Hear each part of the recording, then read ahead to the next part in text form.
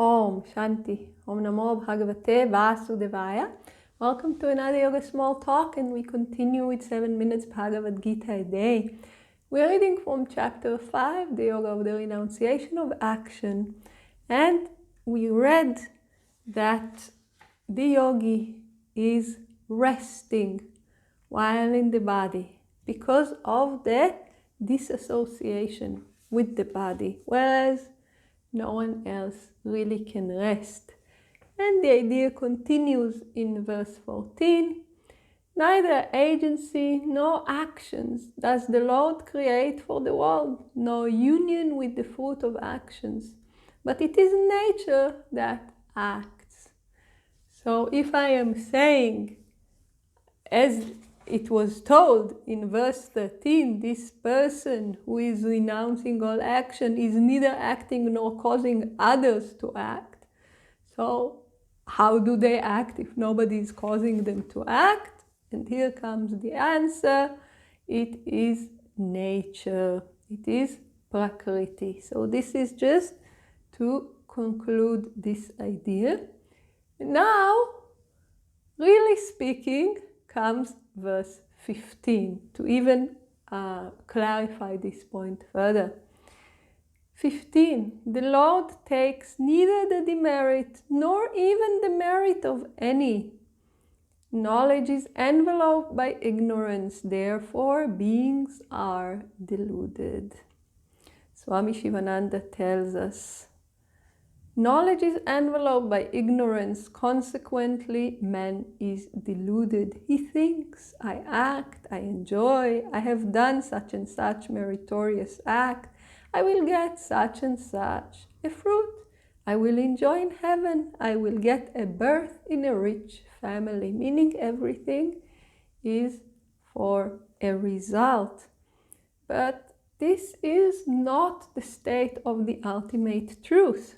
The Lord takes neither the demerit nor even the merit of any. The Lord is not associated with the actions, meaning in the ultimate truth, there is no association with the actions or with the result, whether the result is painful or pleasant. So this is the state of the ultimate truth. This is the experience of knowledge. But knowledge is enveloped by ignorance. And this is very, very, very important. Because this is what we're dealing with. And again, Lord Krishna is explaining to us what we're dealing with, so we will be able to overcome it. Knowledge is enveloped by ignorance. Therefore, beings are deluded. Therefore, people have erroneous knowledge. So it is said that avidya, ignorance, spiritual ignorance, is of has two characteristics. The first thing is that we don't know. And the second thing is that we think that we know. And this thinking that we know is a very, very difficult problem. This is the delusion. Because when we think we know, we do not follow truth. Actually, we try to suppress when others are telling us, hey, you don't know. So we tell them, no, you don't know, I know. Why? Avidya includes thinking that I know, although I do not. And when it comes to practices, we need to understand that this is a very, very, very difficult thing to overcome. There is a common saying, we are all angels until the right devil comes along. So we think that we are okay, we think that we are doing well. We might actually be very, very nice people. But our knowledge is veiled. And when the right devil comes, what comes out is the delusion, because knowledge is enveloped by ignorance. It's like creating a barrier for us to come in touch with our knowledge. And there is a story of a king who had very, very beautiful cats. And he trained the cats to be like waiters.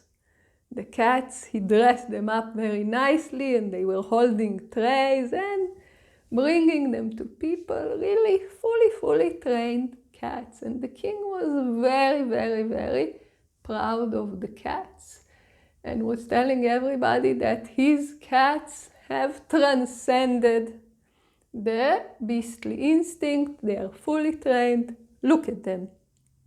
And everybody were very, very, very impressed with those trained cats. But there was a saint who wanted to make a point out of compassion for the king. Why? Because Avidya is thinking that we know. So he wanted to show the king, you still have to learn things. And he comes to the king's court and he's greeted, and the king shows him those highly trained cats. And the sage takes out a couple of mice, sets them free. And of course, the cats forget all their training, forget all their trays, drop everything, and with the fancy clothes, they go and run after the mice.